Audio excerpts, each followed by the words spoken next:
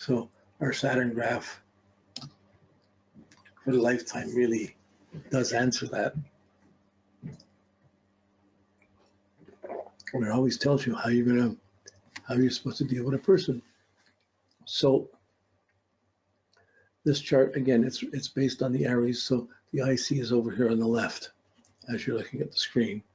And there's the Saturn just on the IC in the shaded half below the horizon.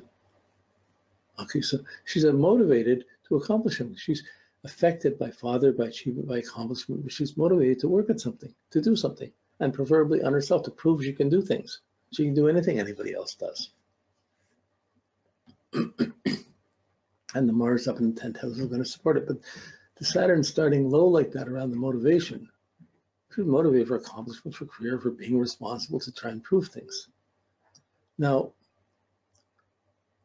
her Saturn went along in 73. It went like she's starting school probably, or in school, and it starts coming out to be more functional. So once she got 73, she starts getting a more functional world and things start working better for her.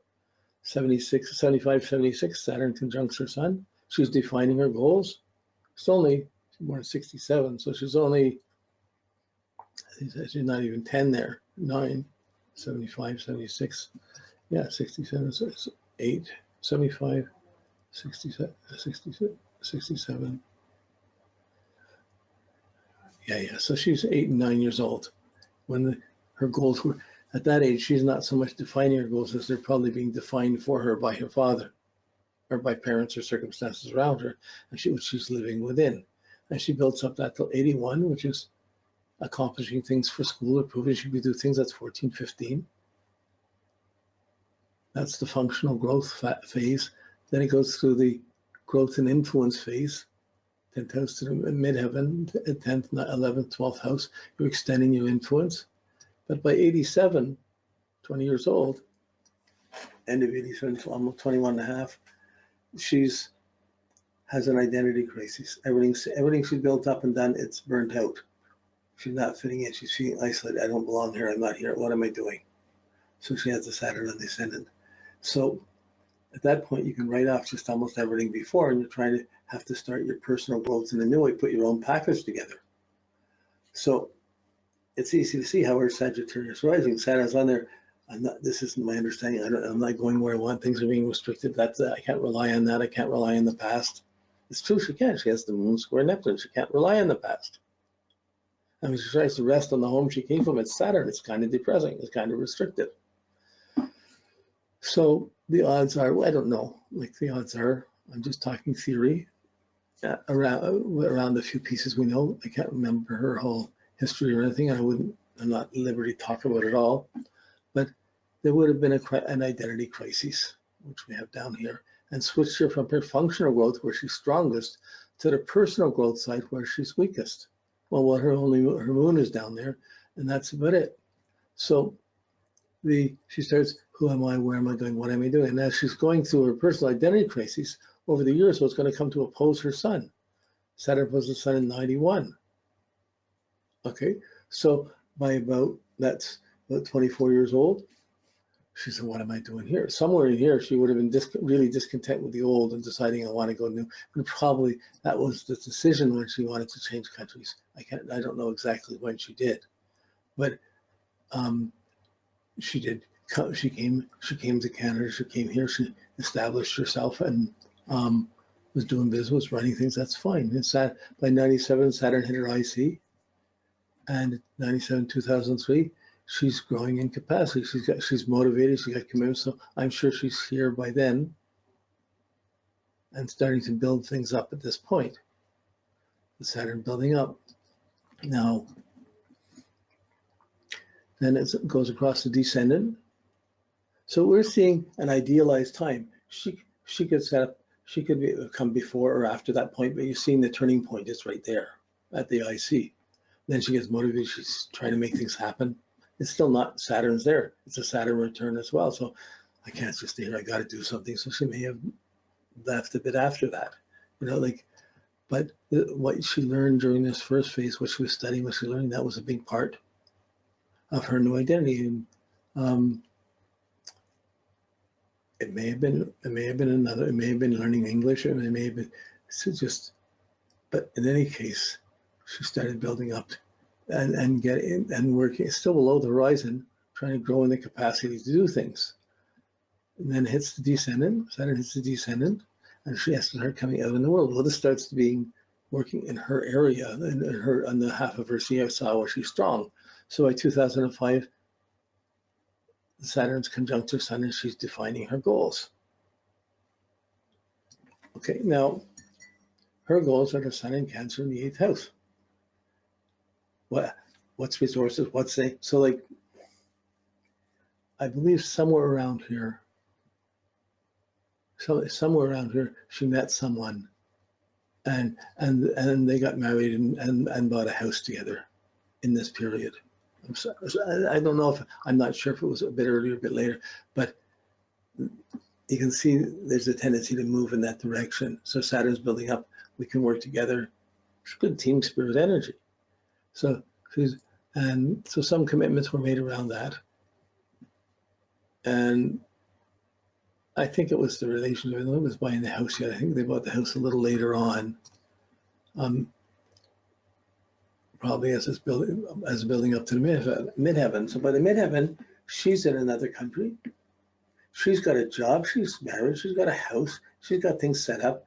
It's a post-Saturn. This is the midlife time. It's like she's been around once and a half. And first time was in China, and the way she grew up in the family, and it wasn't working in her best interest. And then it came down and she had to rebuild and came up. Wow, she's in Canada, she's got a job, she's working, she's got a house, she's married. So maybe the house was coming in around this time. I think it was a bit before the midheaven. But she gets this all set up. Saturn's going along, and in 2017, there's an identity crisis. This is just 2 years ago. So her world that she built up, something caved in on it. Something extended, she pushed it, and now she's having, I don't want to be the same, I got to do differently. It's just, this is the second time. First time was coming up in China from her parents. This time it's in Canada for herself. Where am I coming? Where am I going? What's next? What am I going to do? Well, as Saturn was going through her 12th house, I believe that's when I met her. That's when she started studying astrology, trying to do something that's more, that she might enjoy more. She's been studying astrology through the Saturn over the ascendant, the identity crisis, and going down the first house. So you can see this coming up. This is where she is.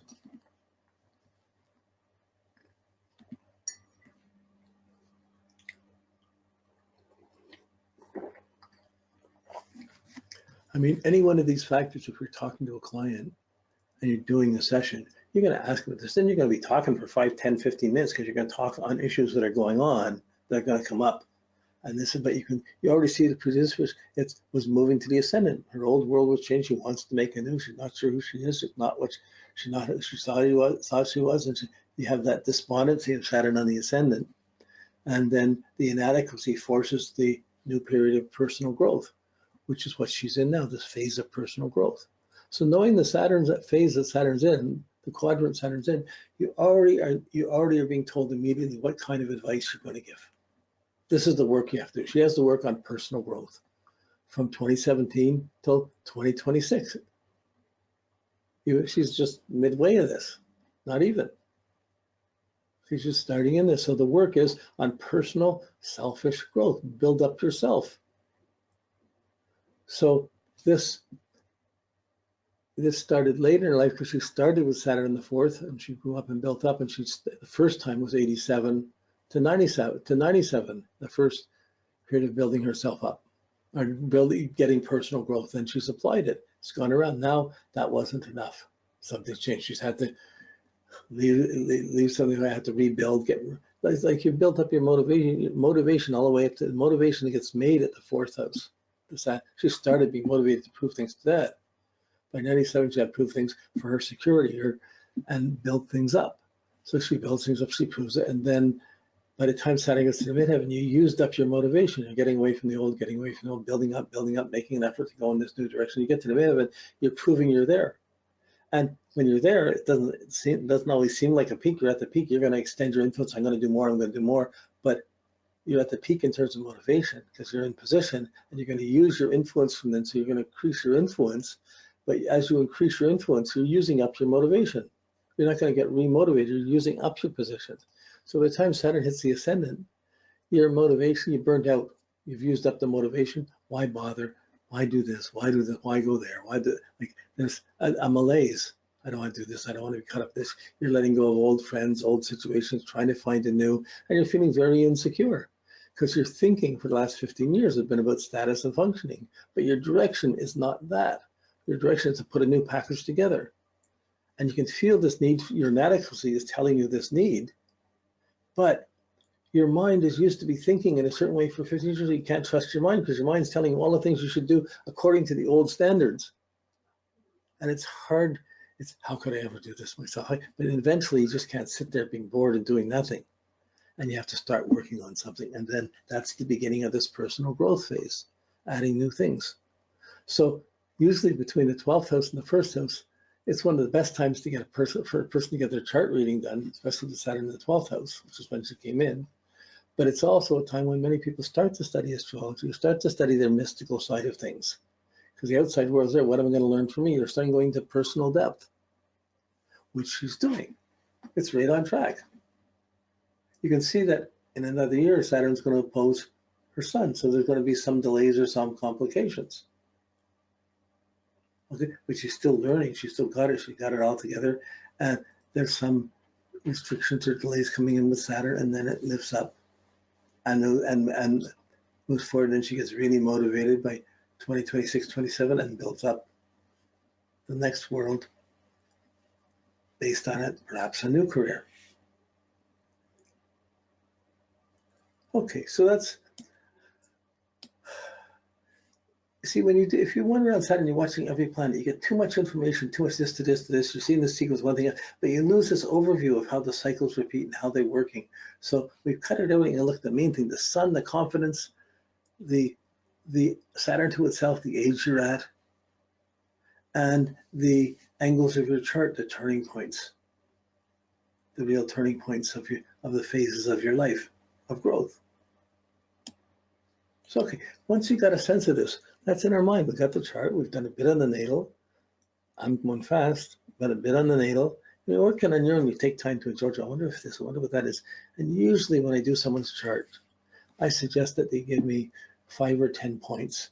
The year, the month, when major turning points happened. Left home, got married, won the lottery, got sick, someone died, got a dog, bought a house, lost a house, anything like that. Or had a really down year, or really up year. Just you get 5 or 10 of those things, and once you put them on this graph, this story comes alive. You can start saying, "Oh, that was there. Oh, so that's where did that? Oh, look what came out of that." And as soon as you get even one thing, you can begin to put it in context to the cycle. And the more you get, it just fits into the Saturn cycle. You see the phases of growth. But that she's in the personal growth phase. That's the growth. That's the phase we're going to work on. That's the phase I'm looking what she's doing for personal growth. That's the strength. How does she build up herself and not get caught in the old? Like, how does she make the changes? So sometimes at the ascendant, someone levels off in the job and stays in a fixed job, in the same job, so it's stable for the next 10 years. They bring up their kids or whatever, and they have that stabilized, and then she has to take the extra time to work on herself. But often it comes up and the outer world caves in, and the person's having to start all over again. So these are the puzzles. Okay.